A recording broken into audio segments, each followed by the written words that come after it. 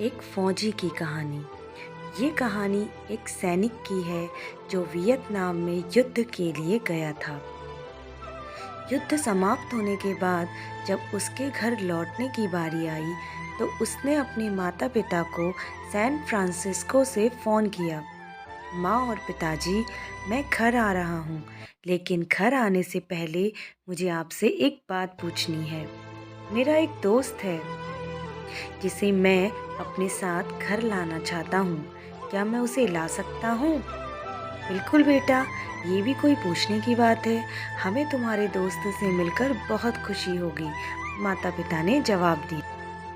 लेकिन पहले एक बात आप लोग जान लें, सैनिक बोलता गया। युद्ध में वह बहुत बुरी तरह घायल हो गया है।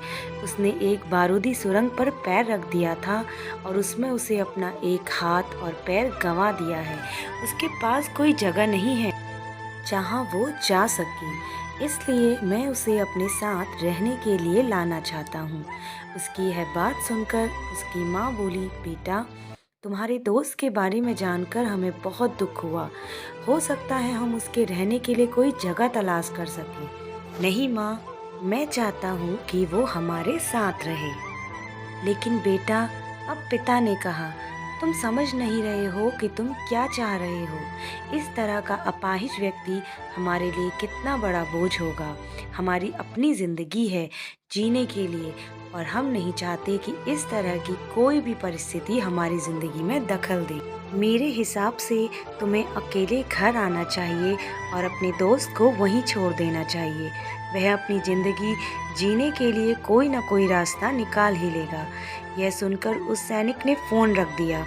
कुछ दिनों बाद उसके माता-पिता को सैन फ्रांसिस्को की पुलिस से एक संदेश मिला जिसमें उन्हें बताया गया कि उनके बेटे की एक बिल्डिंग से गिरकर मौत हो गई है। पुलिस के हिसाब से ये एक सुसाइड केस था।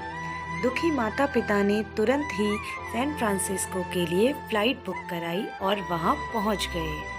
वहाँ उन्हें शहर के मुर्दाघर ले जाया गया ताकि वे अपने बेटे की पहचान कर सकें।